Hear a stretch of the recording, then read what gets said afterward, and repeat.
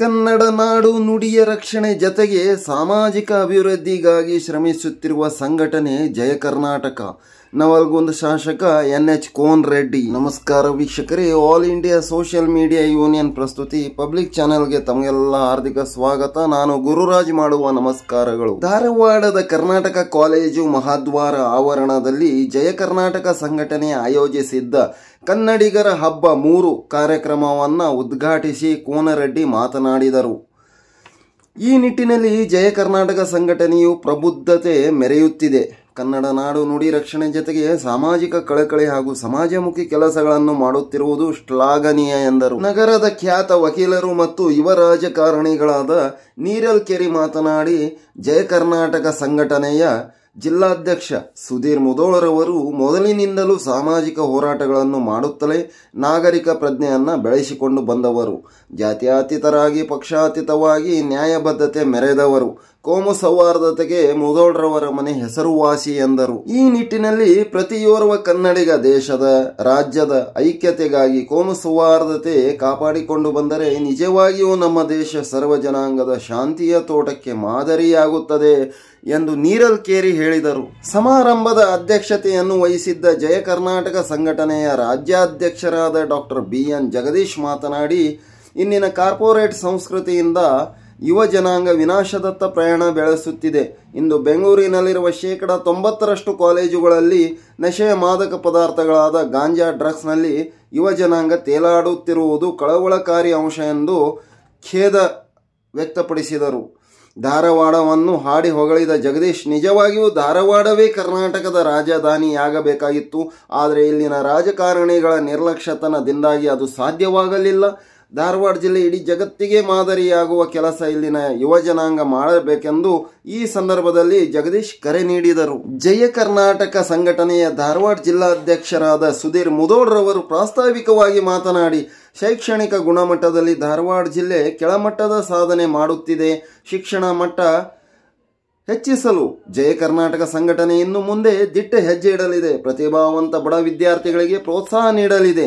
ಪ್ರತಿ ಶಾಲಾ ಕಾಲೇಜುಗಳಿಗೆ ಭೇಟಿ ನೀಡಿ ಶಿಕ್ಷಣದ ಗುಣಮಟ್ಟ ಹೆಚ್ಚಿಸಲು ಶ್ರಮಿಸಲಿದೆ ಎಂದು ಮುಧೋಳ್ ಇದೇ ಸಂದರ್ಭದಲ್ಲಿ ತಿಳಿಸಿದರು. ಈ ಭವ್ಯ ಸಮಾರಂಭದಲ್ಲಿ ಸಾಮಾಜಿಕ ಚಿಂತಕ ಯುವ ರಾಜಕಾರಣಿ ಬಂಗಾರೇಶ್ ಹಿರೇಮಠ್, ಸಾಮಾಜಿಕ ಹೋರಾಟಗಾರರಾದ ಮಂಜು ಮಕ್ಕಳಗೇರಿ, ಮಹಾದೇವ್ ದಂಡಿನ್, ರಾಜು ಕೋಟೆಣ್ಣವರ್ ಸೇರಿದಂತೆ ಅನೇಕ ಹೋರಾಟಗಾರರು, ಶಾಲಾ ಕಾಲೇಜು ಸಿಬ್ಬಂದಿ, ವಿದ್ಯಾರ್ಥಿ ವೃಂದ, ಸಂಘಟನೆಯ ಜಿಲ್ಲಾ ತಾಲೂಕು ಪದಾಧಿಕಾರಿಗಳು ಹಾಗೂ ಗಣ್ಯರು ಕಾರ್ಯಕ್ರಮದಲ್ಲಿ ಹಾಜರಿದ್ದರು. ಇದೇ ಸಂದರ್ಭದಲ್ಲಿ ಕನ್ನಡ ನಾಡು ನುಡಿಗಾಗಿ ಶ್ರಮಿಸುತ್ತಿರುವ ಮತ್ತು ಸಾಧನೆಗೈದ ಅನೇಕ ಮಹನೀಯರನ್ನು ಜಯ ಕರ್ನಾಟಕ ಸಂಘಟನೆಯ ವತಿಯಿಂದ ಸನ್ಮಾನಿಸಲಾಯಿತು. ಕಾರ್ಯಕ್ರಮದಲ್ಲಿ ಯುವ ಜನಾಂಗವನ್ನು ಹುಚ್ಚೆದ್ದು ಕುಣಿಯುವಂತೆ ಮಾಡುವ DJ ಎಲ್ಲರ ಗಮನ ಸೆಳೆಯಿತು.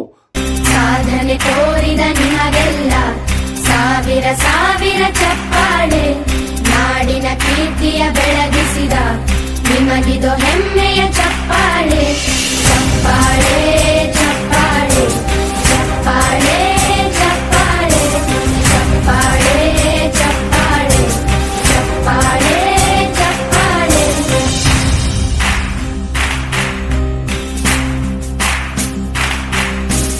ಕನ್ನಂಬಾಡಿಯ ಕಟ್ಟಿಸಿದ ಭಾರತ ರತ್ನಕ್ಕೆ ಚಪ್ಪಾಳೆ. ಕನ್ನಡ ಡಿಂಡಿಮ ಬಾರಿಸಿದ ಕವಿಗಳೇ ನಿಮಗಿದು ಚಪ್ಪಾಳೆ. ದೇಶವ ಕಾಯುವ ಯೋಧರಿಗೆ ನಮ್ಮೆದೆಯಾಳದ ಚಪ್ಪಾಳೆ. ಅನ್ನವ ನೀಡುತ್ತ ಸಲಹಿರುವ ನೇಗಿಲ ಯೋಗಿಗೆ ಚಪ್ಪಾಳೆ. ಚಪ್ಪಾಳೆ ಚಪ್ಪಾಳೆ ಚಪ್ಪಾಳೆ ಚಪ್ಪಾಳೆ ಚಪ್ಪಾಳೆ ಚಪ್ಪಾಳೆ ಚಪ್ಪಾಳೆ.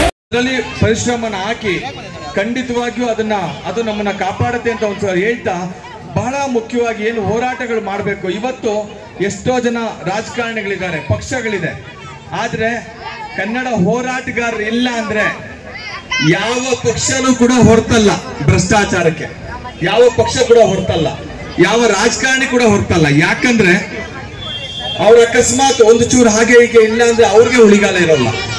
ಇವತ್ತು ಭ್ರಷ್ಟಾಚಾರ ಅಷ್ಟರ ಮಟ್ಟಿಗೆ ಬೇರೂರ್ಬಿಟ್ಟಿದೆ ನಮ್ಮ ದೇಶದಲ್ಲಿ, ನಮ್ಮ ರಾಜ್ಯದಲ್ಲಿ.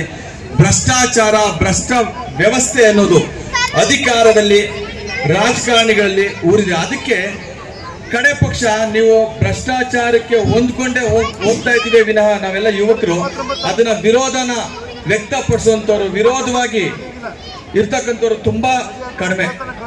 ಎಲ್ಲೋ ಒಂದ್ ಕಡೆ ಭವಿಷ್ಯದಲ್ಲಿ ಇವತ್ತೇನ್ ರಾಜಕಾರಣಿಗಳಿದಾರಲ್ಲ ಅವ್ರ ಮಕ್ಕಳು ಮೊಮ್ಮಕ್ಕಳು ಬದುಕಬೇಕು ಅಂದ್ರೆ ಕಡೆ ಪಕ್ಷ ಭ್ರಷ್ಟಾಚಾರನ ನಿಲ್ತಾ ಹೋಗ್ಬೇಕು, ಕಡಿಮೆ ಆಗ್ತಾ ಹೋಗ್ಬೇಕು.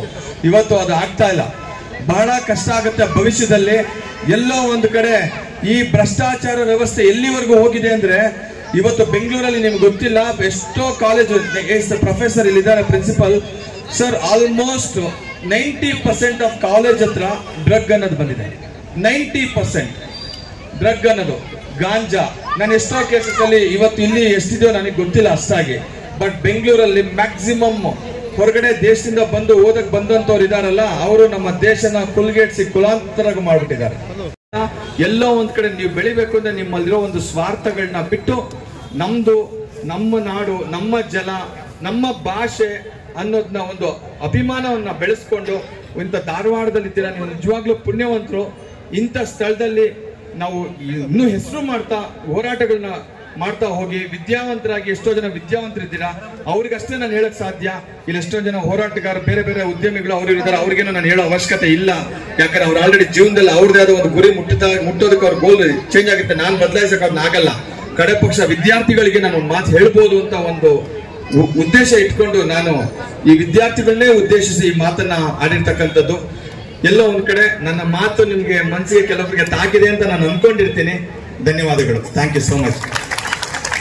ನಾರಾಯಣ ಸ್ವಾಮಿ ಅವರಿಗೆ ವೈಯಕ್ತಿಕವಾಗಿ ಹಾಗೂ ಈ ವೇದಿಕೆ ಪರವಾಗಿ ತುಂಬು ಹೃದಯದ ಧನ್ಯವಾದಗಳನ್ನು ಅರ್ಪಿಸ್ತಾ ಇದ್ದೇನೆ. ಈಗ ಈ ಕಾರ್ಯಕ್ರಮವನ್ನು ಉದ್ದೇಶಿಸಿ ಕೆಪಿಸಿಸಿ ಕಾರ್ಯದರ್ಶಿಗಳಾಗಿರ್ತಕ್ಕಂಥ ಮಾನ್ಯ ಶ್ರೀ ರಾಜಶೇಖರ್ ಮೆಣಸಿನಕಾಯಿ ಸರ್ ಅವರು ವೇದಿಕೆಯನ್ನು ಉದ್ದೇಶಿಸಿ ಮಾತಾಡಬೇಕಂತ ಅವರಲ್ಲಿ ಕೇಳ್ಕೊಳ್ತಾ ಇದ್ದೇನೆ.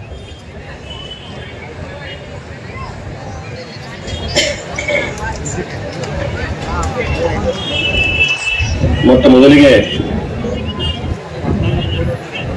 ಎಲ್ಲರಿಗೂ ಕರ್ನಾಟಕ ರಾಜ್ಯೋತ್ಸವ ಶುಭಾಶಯಗಳನ್ನು ಸಲ್ಲಿಸುತ್ತಾ ಈ ಒಂದು ಕನ್ನಡ ಹಬ್ಬದ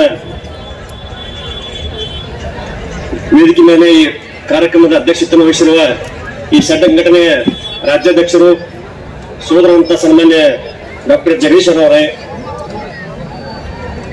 ರಾಜ್ಯ ಕಾನೂನು ಘಟಕದ ಅಧ್ಯಕ್ಷರಂತ ಸನ್ಮಾನ್ಯ ನಾರಾಯಣ ಸ್ವಾಮಿ ಅವರೇ, ಉಪಾಧ್ಯಕ್ಷರಂತ ಸನ್ಮಾನ್ಯ ಸೋದರಂತ ರವಿ ಸಿದ್ದಟಿಮಠ ವಕೀಲರವರೇ, ಸನ್ಮಾನ್ಯ ನಿರಲ್ಕಿರಿ ವಕೀಲರವರೇ, ಮಾಜಿ ಮಹಾಪೌರಂತ ಸೋದರಂತ ಸನ್ಮಾನ್ಯ ಶಿವ ಹಿರೇಮಠ ಅವರೇ, ಸನ್ಮಾನ್ಯ ಬಂಗಾಶರಣ್ಣ ಹಿರೇಮಠ ಅವರೇ, ವಿಶೇಷವಾಗಿ ಸಂಘಟನೆಯ ಜಿಲ್ಲಾ ಅಧ್ಯಕ್ಷರು ಹೋರಾಟಗಾರರಂತ ಸನ್ಮಾನ್ಯ ಸುವೀರಣ್ಣ ಮುದೋಳ್ರವರೇ, ಗೌರವಾನ್ವಿತ ಎಲ್ಲ ಪಾಲಿಕೆ ಸದಸ್ಯ ಬಂಧುಗಳೇ ಮತ್ತು ಆಗಮಿಸಿದಂತ ಎಲ್ಲ ಪೊಲೀಸ್ ಅಧಿಕಾರಿಗಳೇ, ಪತ್ರಿಕಾ ಬಂಧುಗಳೇ ಮತ್ತು ವಿಶೇಷವಾಗಿ ಎಲ್ಲ ಕನ್ನಡ ಅಭಿಮಾನಿಗಳಿಗೆ ಶರಣಾರ್ಥಿಗಳು. ಬಂಧುಗಳೇ, ಬಹಳಷ್ಟು ವಿಷಯಗಳನ್ನು ಈಗಾಗಲೇ ಸಂಘಟಕರು ಮಾತನಾಡಿದ್ದಾರೆ. ಏನು ಸುಮಾರು 69 ನಾಡನ್ನ ಬದಲಾಯಿಸಲು ಸಾಧ್ಯ ಎಂಬ ಮಾತನ್ನ ಹೇಳುವ ಮೂಲಕ ಕಾರ್ಯಕ್ರಮವನ್ನು ಉದ್ದೇಶಿಸಿ ಮಾತನಾಡಿದಂತಹ ಮಾನ್ಯ ಶ್ರೀ ಬಂಗಾರೇಶ್ ಹಿರೇಮಠ್ ಇವರಿಗೆ ತುಂಬು ಹೃದಯದ ಧನ್ಯವಾದಗಳು. ನ್ಯಾಯವಾದಿಗಳು ಆದಂತಹ ಶ್ರೀ PH ನೀರಲ್ಕೇರಿ ಇವರು ಕಾರ್ಯಕ್ರಮವನ್ನು ಉದ್ದೇಶಿಸಿ ಒಂದೆರಡು ಮಾತನಾಡಬೇಕೆಂದು ಕೇಳಿಕೊಳ್ಳುತ್ತೇನೆ. ಮುತ್ತಣ್ಣವರೇ ಹಾಗೂ ನಮ್ಮ ಪ್ರಾಚಾರ್ಯರಾಗಿರ್ತಕ್ಕಂಥ ಕರಡೋಣಿ ಸರ್ ಅವರೇ ಹಾಗೂ ವೇದಿಕೆ ಮೇಲೆ ಇರ್ತಕ್ಕಂಥ ಎಲ್ಲ ಹುಬ್ಬಳ್ಳಿ ಧಾರವಾಡ ಮಹಾನಗರ ಪಾಲಿಕೆ ಸದಸ್ಯರೇ ಹಾಗೂ ಎಲ್ಲ ಗೌರವಾನ್ವಿತ ನಾಯಕರೇ ಹಾಗೂ ನೆರೆದಿರ್ತಕ್ಕಂಥ ಎಲ್ಲ ಕನ್ನಡ ಅಭಿಮಾನಿಗಳಿಗೆ ಎಲ್ಲರಿಗೂ ಕೂಡ ಗೊತ್ತಿರತಕ್ಕಂಥ ವಿಚಾರ, ಯಾರು ಇತಿಹಾಸವನ್ನ ತಿಳಿದಿರ್ತಾರೋ ಅವ್ರು ಮಾತ್ರ ಇತಿಹಾಸವನ್ನ ಸೃಷ್ಟಿ ಮಾಡ್ಲಿಕ್ಕೆ ಸಾಧ್ಯ ಅನ್ನುವಂತ ಮಾತನ್ನ ನಾವು ನೀವೆಲ್ಲವನ್ನು ಕೇಳಿರ್ತೀವಿ. ಇವತ್ತು ಧಾರವಾಡ ಜಿಲ್ಲೆ ಆ ವಿಷಯದಲ್ಲಿ ತನ್ನದೇ ಆದಂತ ಪ್ರಾಮುಖ್ಯತೆಯನ್ನ ಈ ಹೋರಾಟದಲ್ಲಿ, ಕನ್ನಡ ಏಕೀಕರಣ ಹೋರಾಟದಲ್ಲಿ ಕೂಡ ಹೊಂದಿದೆ.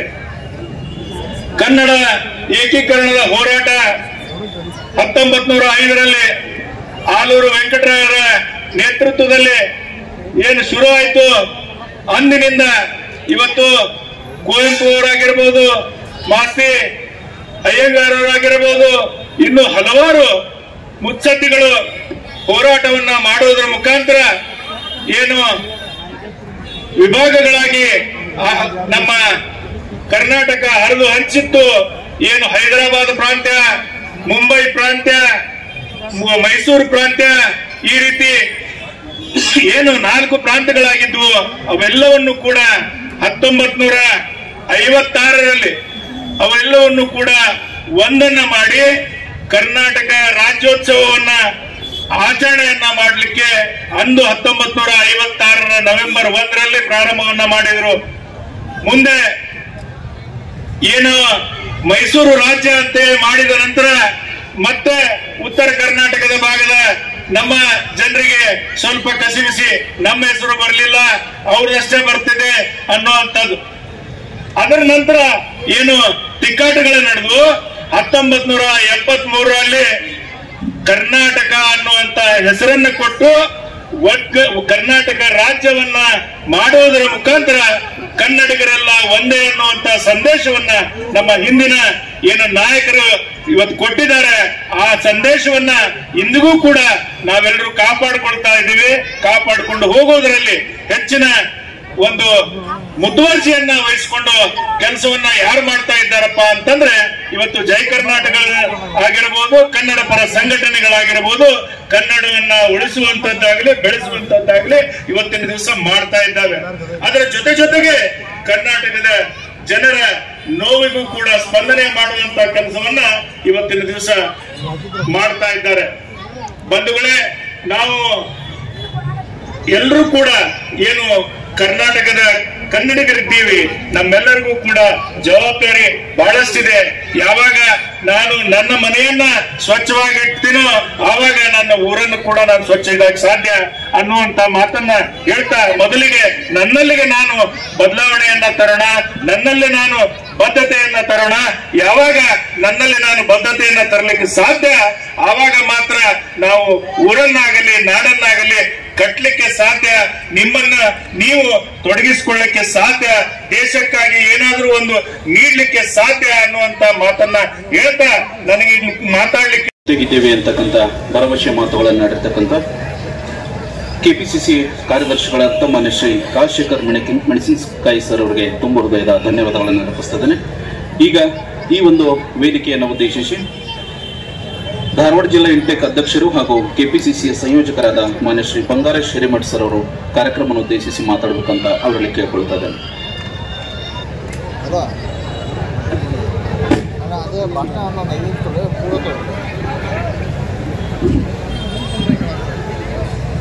ತಾಯಿ ಭುವನೇಶ್ವರಿಗೆ, ತಾಯಿ ಭುವನೇಶ್ವರಿಗೆ, ಕರ್ನಾಟಕ ರಾಜ್ಯಕ್ಕೆ, ಕರ್ನಾಟಕ ರಾಜ್ಯಕ್ಕೆ, ಎಲ್ಲ ಹೋರಾಟಗಾರರಿಗೆ, ಎಲ್ಲ ಹೋರಾಟಗಾರರಿಗೆ, ಜಯ ಕರ್ನಾಟಕ ಸಂಘಟನೆಗೆ.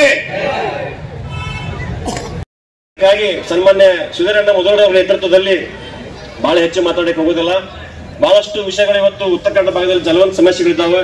ರೈತರ ವಿಷಯ ಇರ್ಬೋದು, ನಿರುದ್ಯೋಗಿಗಳ ಸಮಸ್ಯೆ ಇರ್ಬೋದು, ಕನ್ನಡ ಅಭಿಮಾನಿಗಳ ವಿಷಯಗಳಿರ್ಬೋದು, ಅವೆಲ್ಲವನ್ನ ಸನ್ಮಾನ್ಯ ಡಾಕ್ಟರ್ ಜಗದೀಶ್ ಅವರ ನೇತೃತ್ವದಲ್ಲಿ ಈ ಸಂಘಟನೆಯನ್ನು ಹೆಚ್ಚು ಬಲಪಡಿಸುವ ಮೂಲಕ ಕನ್ನಡ ಉಳಿಬೇಕು, ಕನ್ನಡ ಭಾಷೆ ಬೆಳೆಸಬೇಕಂತಕ್ಕಂಥ ನಿಟ್ಟಿನಲ್ಲಿ ನಾವೆಲ್ಲ ನಿಮ್ಮ ಜೊತೆಗೆ ಇರ್ತೇವೆ ಅಂತ ಹೇಳ್ತಾ ನನಗೂ 2 ಮಾತು ಮಾತಾಡಕ್ಕೆ ಅವಕಾಶ ಮಾಡಿಕೊಟ್ಟಂತ ಸಂಘಟಕರಿಗೆ, ವಿಶೇಷವಾಗಿ ಸುಧೀರಣ್ಣ ಮುಧೋಳ ಅವರಿಗೆ ಧನ್ಯವಾದ ಸಲ್ಲಿಸ್ತೀನಿ. ಜೈ ಹಿಂದ್, ಜೈ ಕರ್ನಾಟಕ. ಸರ್, ನಮ್ಮ ಗೆಳೆಯ ಬಳಗ ಇವತ್ತು ಚೆನ್ನಾಗಿ ಮಾಡ್ತಾ ಇದ್ದಾರೆ. ಇವತ್ತು ಸಾಕಷ್ಟು ಹೋರಾಟಗಳು ಈ ಭಾಗದಿಂದ ಆಗಿವೆ. ಸ್ನೇಹಿತರು ಹೇಳಿದ್ರು, ಕರ್ನಾಟಕ ಏಕೀಕರಣದಿಂದ ಹಿಡ್ಕೊಂಡು ಸರೋಜಿನಿ ಮಹಿಷಿಯವರು ವರದಿಯನ್ನ ಒತ್ತಾಯ ಮಾಡಿಕೊಂಡು ಗೋಕಾಕ್ ಚಳವಳಿಯಲ್ಲಿ ನಾವೆಲ್ಲ ಭಾಗವಹಿಸಿದ್ರಿಂದ ಹಿಡ್ಕೊಂಡು 1, 2, 3, 4 ಹೈಕೋರ್ಟ್ ಹೋರಾಟಕ್ಕೆ ನಾವಂತೂ 19 ದಿವಸ ಅಮಾನ ಉಪವಾಸ ಅಂತ ಒಂದು ಹೋರಾಟದ ಕೆಚ್ಚದ ನೆಲೆ ಇದು ಧಾರವಾಡ.